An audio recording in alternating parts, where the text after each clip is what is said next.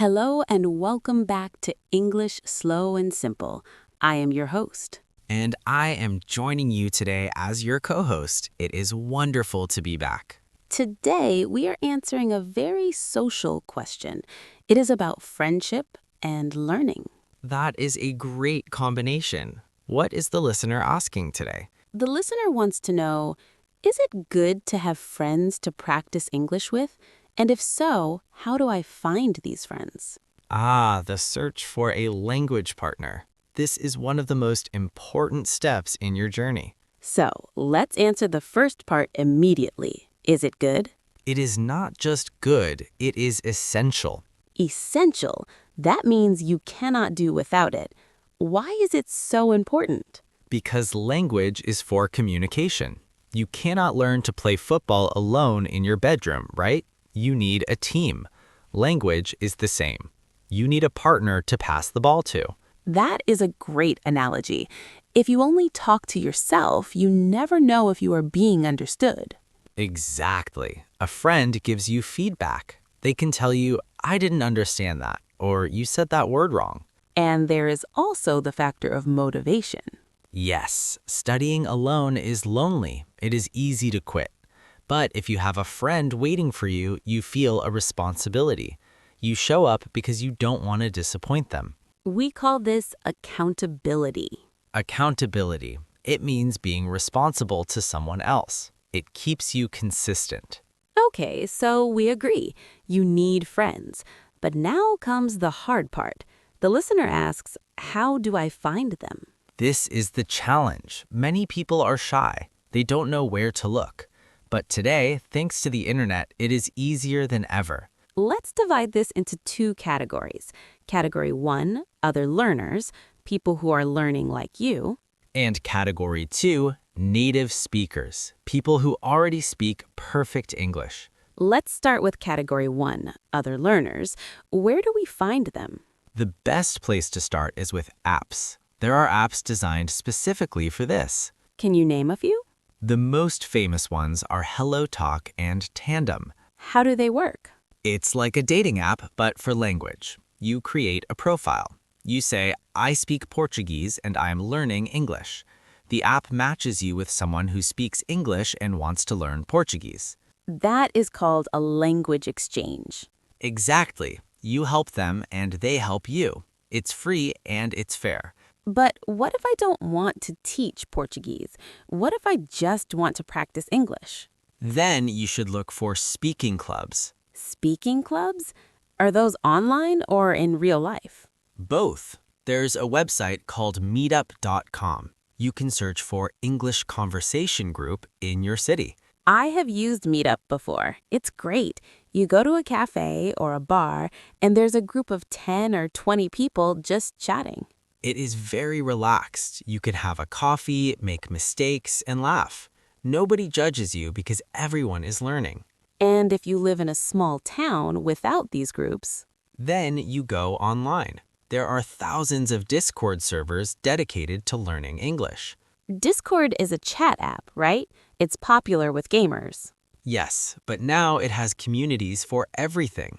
You can join a voice channel and start talking to people from Japan, Germany, or Brazil immediately.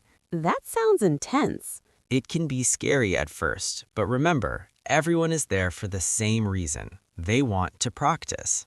Now let's talk about Category 2, native speakers. Everyone wants a native friend, but is it easy to find them?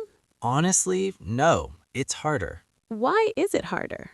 Because of the value exchange. If you're a beginner, it is not very fun for a native speaker to talk to you for hours. It requires a lot of patience from them. That is a hard truth. So how do we solve this? You have to connect over a shared interest. Do not just ask for English practice, ask to talk about a hobby. Can you give an example? Let's say you love video games. Go to an online forum about gaming. Join a team. Play with people from the USA or UK. Ah, I see. So you're not there to learn English. You're there to play the game. English is just the tool you use to play. Exactly. Or if you like cooking, join an international Facebook group about baking bread. comment on posts, ask questions. This is called incidental learning. You learn by accident while doing something else.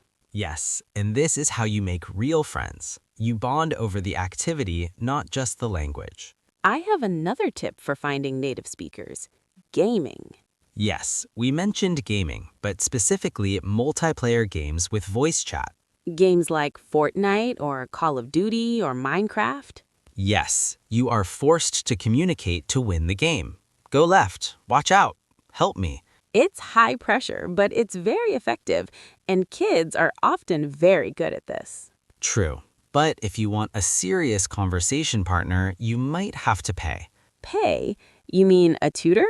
Yes, apps like Cambly or italki. You pay a few dollars to talk to a native speaker for 30 minutes. Is that considered a friend? Not exactly, but it's a professional friend. They are paid to listen to you and correct you. It is the most efficient way if you have the money. So, let's summarize the strategy for our listener. Step 1. Download a language exchange app like HelloTalk. Find a partner who wants to learn your language. Step 2, search for English meetings in your city on meetup.com. Go meet people face to face. Step 3. Join online communities based on your hobbies.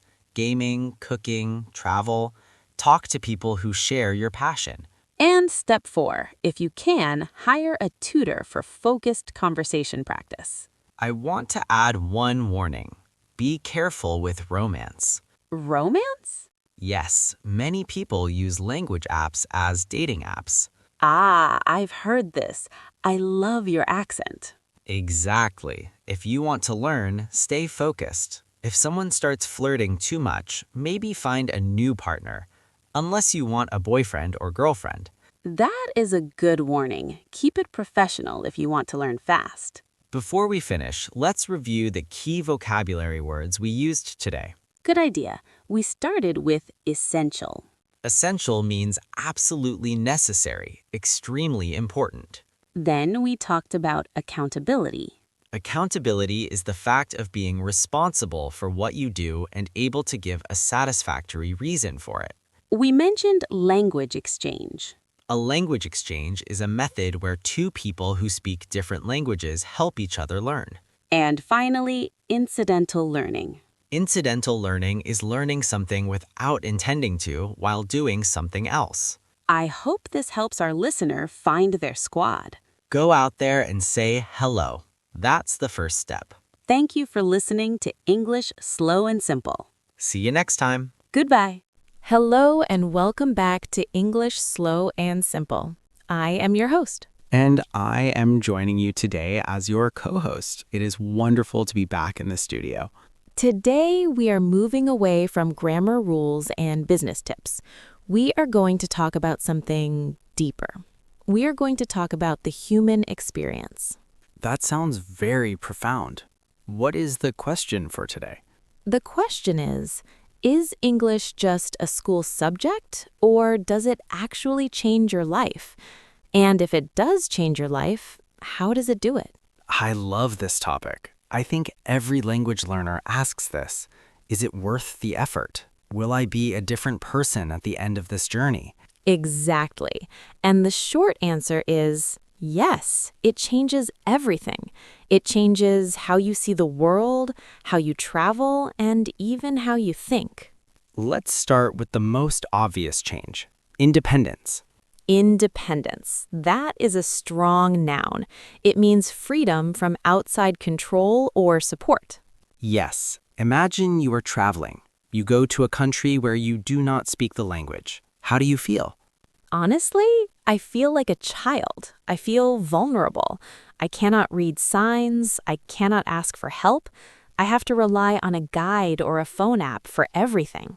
Exactly. You are dependent. But when you learn English, you suddenly become an adult again. You can navigate the airport, you can order food, you can solve problems. That is a massive shift in confidence. When you speak English, the world feels smaller. It feels less scary. It transforms fear into curiosity. Instead of worrying about getting lost, you are excited to explore. That is a life-changing feeling. I agree completely.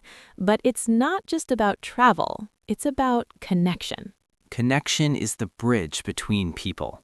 Yes, we often say English is a global language, but what does that mean for your heart? It means you can make friends with people you would never meet otherwise. That is true. I have a friend from Japan and a friend from Brazil. Their native languages are completely different, but they are best friends. Why? Because they speak English together. Exactly. English is the bridge. Without it, that friendship is impossible. It simply does not exist. So English expands your social circle from your local town to the entire planet. It allows you to fall in love, to understand a joke, to share a secret with someone from a different culture. It opens the door to human connection. And speaking of connection, let's talk about culture, specifically movies, music, and books. Ah, the subtitle problem. Yes, many people watch movies with subtitles, and that's fine, but is it the same experience? No, it is not. When you rely on translation, you are always one step behind. You are reading, not watching, and you miss the nuance. Nuance. That is a beautiful word. Can you explain it? Nuance means a very small difference in meaning or sound. It is the subtle flavor of a word. Like a joke. Yes, jokes are very hard to translate. A joke might be funny in English, but if you translate it directly, it makes no sense.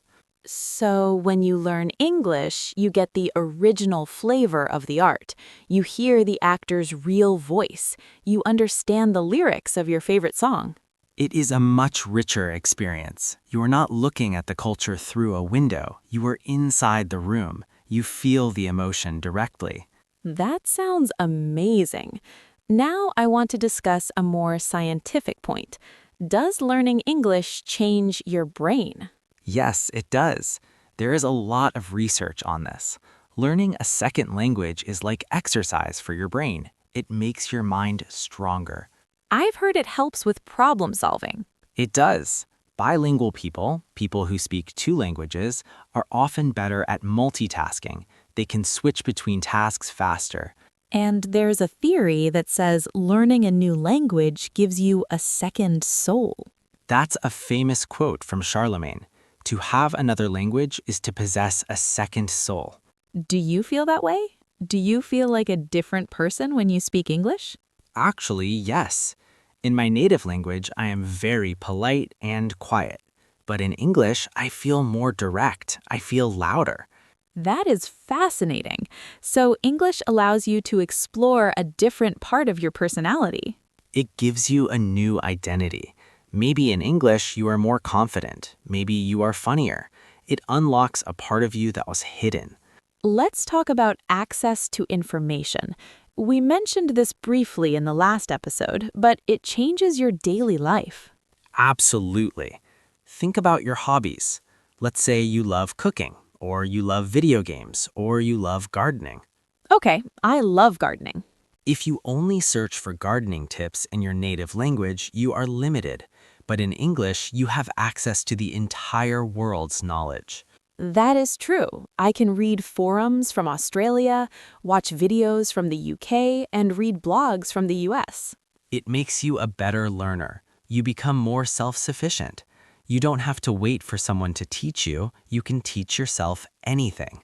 So English is a tool for self-empowerment.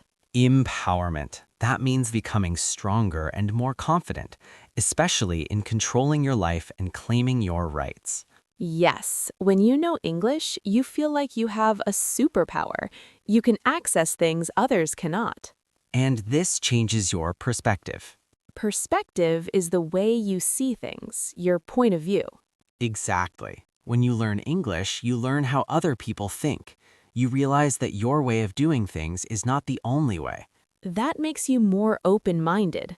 Yes, you become a global citizen. You stop thinking only about your small village and you start thinking about the world. That is a profound change. It creates empathy. Empathy is the ability to understand and share the feelings of another.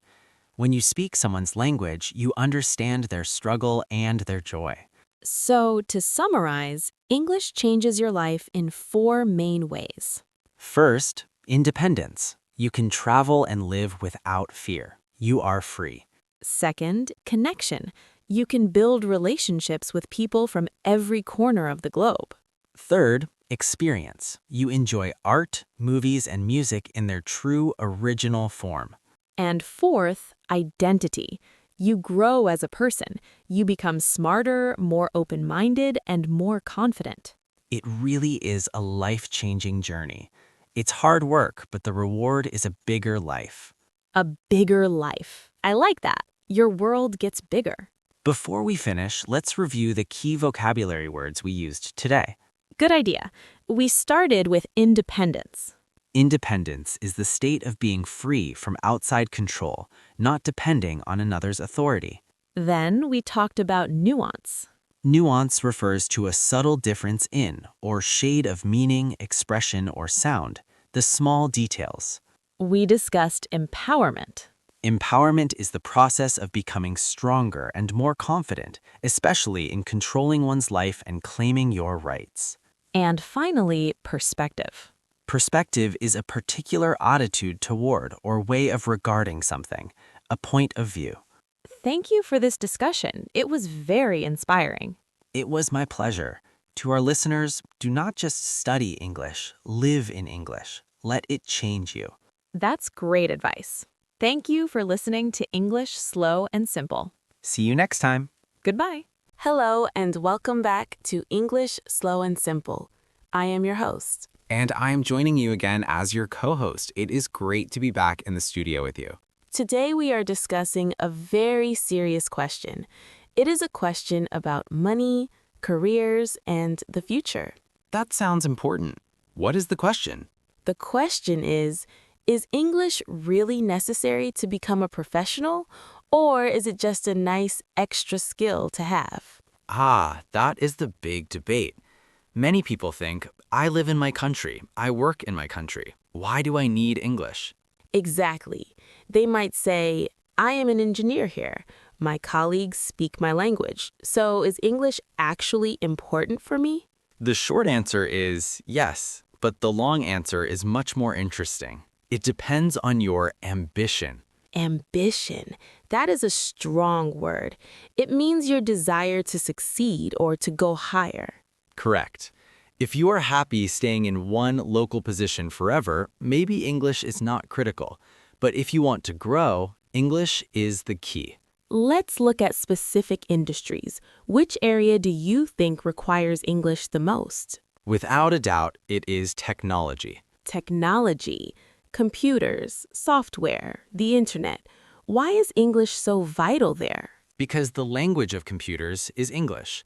If you like code, the commands are in English. If, then, else, print, these are English words. That is true. You cannot program in C++ or Python using other languages.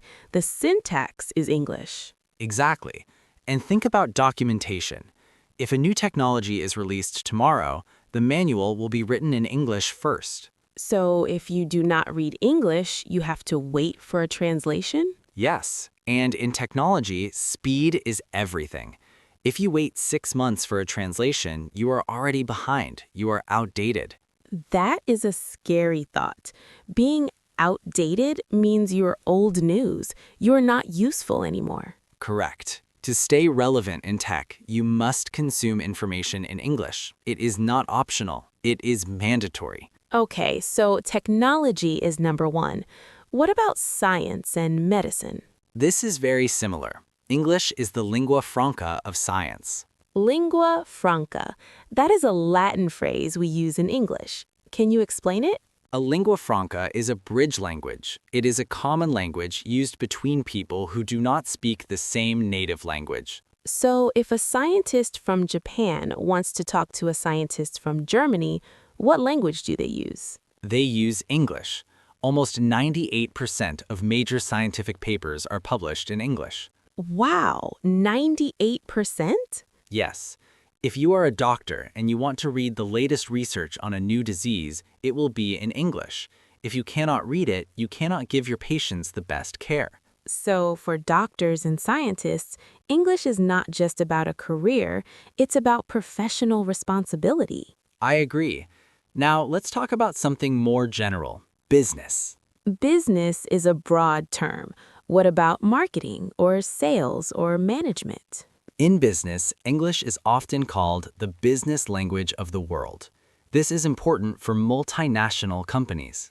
A multinational company is a business that operates in many different countries, like Coca-Cola or Samsung. Exactly. If you want to work for a big international brand, the corporate language is almost always English, even if the office is in your home city. Why is that? Because you might need to send an email to a colleague in London or have a Zoom meeting with a manager in New York. If you cannot communicate, you cannot be promoted. That brings us to the topic of salary. Does English affect how much money you make? Studies show that it definitely does. This is often called the English premium. Premium means a higher price or value. Yes, in many non-English speaking countries, professionals who speak fluent English earn 20 to 30% more than colleagues who do not. That is a huge difference. 30% more money for doing the same job? It's the same job, but with more potential. The English speaker can deal with international clients. The non-English speaker cannot. The company pays for that extra value. And recently, we've seen a rise in remote work. This is the biggest change in the last 5 years. Today, you can live in your home country but work for a company in the USA or Europe. And earn in dollars or euros? Exactly. This is the dream for many people. But to get that job, you must pass the interview in English. You must work every day in English. So English opens the door to the global labor market, not just the local market. Precisely. It expands your world. Instead of applying for 100 jobs in your city, you can apply for 10,000 jobs around the world. We've talked about tech, science, and business. Is there any area where English is not important? Well, sure. If you have a very local job, maybe it is less critical. For example, if you are a local taxi driver, or if you run a small bakery that only serves your neighbors. But even then, imagine a tourist comes into your bakery. That is true. If you can speak to the tourist, maybe they buy more bread, or maybe they write a good review online. So English is helpful everywhere, but it's essential for high-level careers. I would say so. Think of English as a tool, like a computer or a car. Can you survive without a car? Yes, but can you travel faster and farther with a car? Absolutely. That's a great analogy. English is a vehicle for your career. There is one more benefit we should mention. It's about learning. Learning how to learn? Yes. Imagine you want to learn a new skill. Maybe you want to learn video editing, or how to bake complex cakes, or digital marketing. Okay, I go to the internet to search for a tutorial. If you search in your native language, you might find 500 videos. But if you search in English, you will find 50,000 videos. And the English videos might be higher quality or more recent. Exactly. The best educational resources in the world, courses from Harvard, tutorials on YouTube, articles on Medium, are mostly in English. So knowing English makes you a better student of everything else. Yes, it gives you access to the global library. If you don't know English, you are standing outside the library looking through the window. That's a powerful image. I want to be inside the library. Me too. And that's why we're here, helping our listeners get inside. Before we finish, let's review the key vocabulary words we used today. Good idea. We started with the word ambition.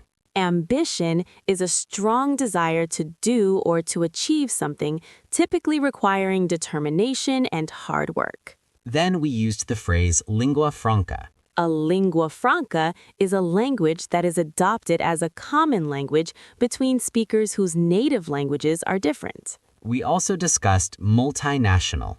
Multinational involves several countries or individuals of several nationalities, usually used to describe big companies. And finally, premium. premium is a sum added to an ordinary price or wage.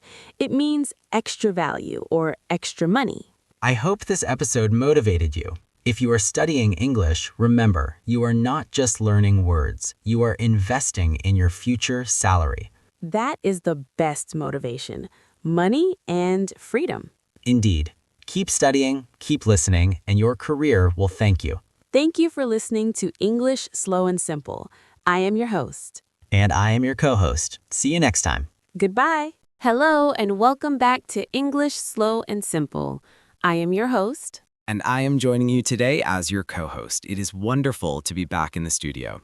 Today we have a very interesting debate. It is a question that divides many students. It certainly does. We are going to discuss the two main skills of communication.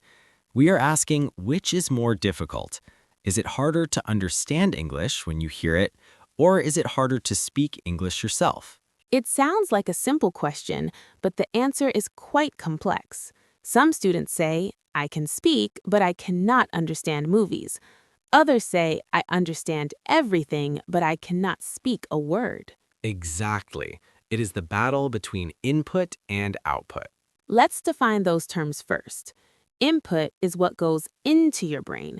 Listening and reading are input. And output is what comes out of your brain. Speaking and writing are output. So let's start with listening. Why do so many students find listening so difficult? I think the biggest reason is speed. When you read a book, you control the speed. You can stop, you can go back, you can look at a dictionary. That is true. But when you are listening to a conversation, you have zero control. The other person speaks at their own speed. You cannot press a pause button in real life. And native speakers speak very fast. We do not pronounce every single word clearly like we are doing right now. No, we do not. In real life, we mash words together.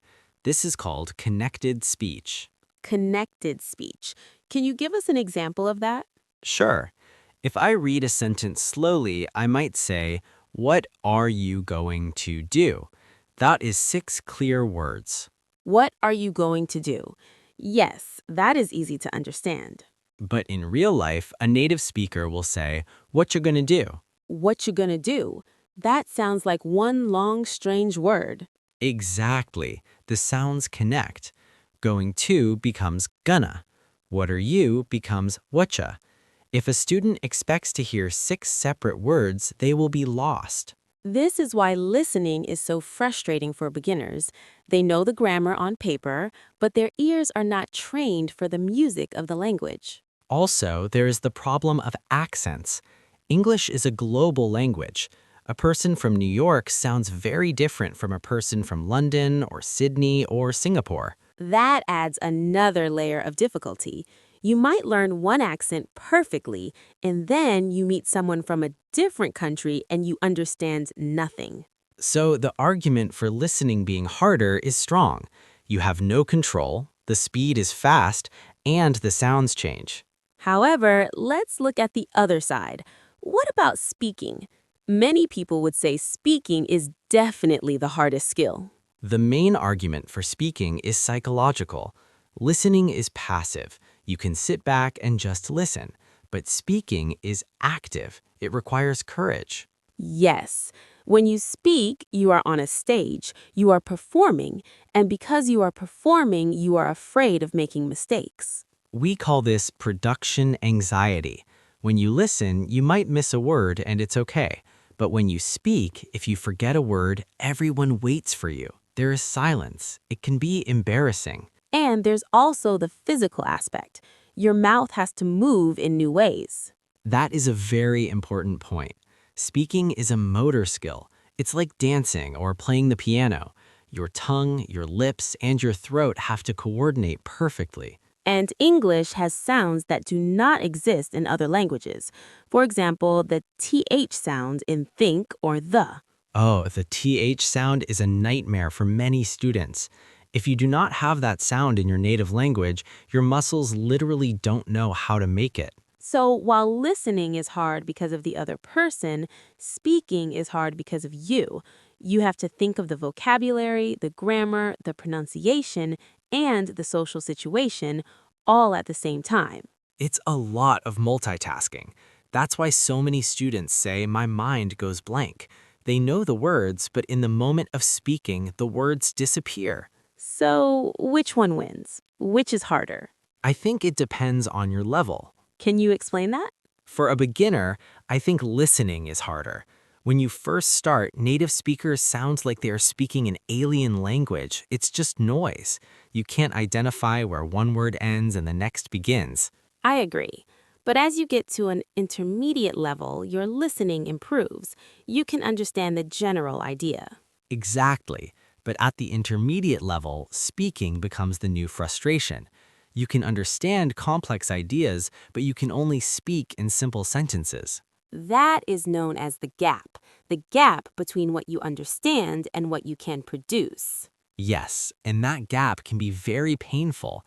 You feel intelligent in your head, but when you speak, you feel like a child. You cannot express your true personality. So, speaking might be harder emotionally, but listening might be harder technically. That's a good way to summarize it. Listening requires decoding rapid sounds. Speaking requires encoding your thoughts into sounds. Let's talk about solutions. If our listeners find listening harder, what should they do? They need to focus on active listening. Don't just have the radio on in the background. You need to sit down with a transcript. A transcript is the text of the audio, like subtitles. Yes, listen to a short clip, then read the text, then listen again. Your brain needs to connect the sound to the word. You need to train your brain to hear what you're going to do and understand what are you going to do. And what if speaking is their biggest challenge? Then they need to practice self-talk. Self-talk? Talking to yourself? Yes, it sounds crazy, but it works. Talk to yourself in the shower. Narrate your day. Say, I'm making coffee now. I'm opening the fridge. That removes the fear, doesn't it? Because nobody's listening. Exactly. You take away the pressure of an audience. You can practice moving your mouth muscles without worrying about judgment. I also think recording yourself is helpful. Definitely. Record yourself on your phone for 1 minute. Then listen to it. You will hear your own mistakes. It's painful, but it's the fastest way to improve. We should also mention that these two skills are connected. If you listen more, your speaking will improve. And if you speak more, your listening will improve. They feed each other. You can't separate them completely. Input becomes output. Before we wrap up, let's review the key vocabulary from today's debate. Good idea. We started with input and output. Input is information entering the system, like listening or reading. Output is information leaving the system, like speaking or writing. Then we discussed connected speech. Connected speech is when spoken words link together to sound like one continuous stream of sound. We also talked about production anxiety. Production anxiety is the nervousness or fear you feel when you have to produce language in front of others. We also talked about the gap. The gap is the difference between your passive understanding and your active ability to speak. That's a great summary. I hope this discussion made you feel better about your own struggles. Yes, whether you find listening harder or speaking harder, remember that it's normal. Every language learner faces these challenges. Do not give up. Keep listening, keep speaking, and eventually the gap will close.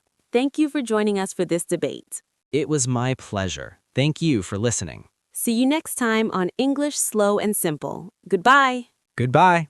Hello and welcome back to English Slow and Simple. I am your host. And I am joining you today as your co-host. It is great to be here. Today we are answering a very popular question. It is the dream of almost every English student. The dream of packing a suitcase, flying to a new country, and coming back fluent. The question is, does an exchange program really work? Or, in other words, is travel the secret to learning English? The short answer is yes, it is the most powerful tool you can use. But the long answer is it is not magic. You can fail even if you live abroad. That is a scary thought. Imagine spending all that money and not learning. So today, let's discuss how to make it work. First, let's talk about immersion. Immersion is the main benefit. When you study in your home country, you study for 1 hour and then you speak your native language for the rest of the day. Exactly. You turn off your English brain, but on an exchange, you cannot turn it off. No, you have to buy food in English. You have to take the bus in English. You have to open a bank account in English. We call this survival mode. Your brain learns faster because it needs to. It's not just for fun, it's for survival. This intensity forces you to lose your fear. You stop worrying about grammar because you just want to eat. So the environment is perfect, but there is a trap, a very dangerous trap that ruins many exchange trips. Ah, yes, the bubble. The bubble. Can you explain what that is? Imagine you go to Dublin or London or New York. You arrive at your language school. Who are your classmates? Well, probably other people from my country. If I am Brazilian, I might find 10 other Brazilians in my class. Exactly. And what happens after class? You go for lunch with them. You speak Portuguese. You go to a party with them. You speak Portuguese. So you are physically in England, but mentally you are still in Brazil. That is the bubble. I have met people who lived in London for 2 years and still cannot speak English because they lived in the bubble. That is a tragedy. So how do we pop the bubble? How do we avoid this mistake? You have to be brave. You have to make a rule. No native language. That sounds lonely. It can be lonely at first, but you must make friends with people from other countries. If you are Brazilian, make friends with a Japanese student or a German student. Because then the only common language you have is English. Exactly. You are forced to speak English. This is the secret to a successful exchange. Let's talk about accommodation. Where you sleep matters. It matters a lot. You usually have 2 choices, a student residence or a host family.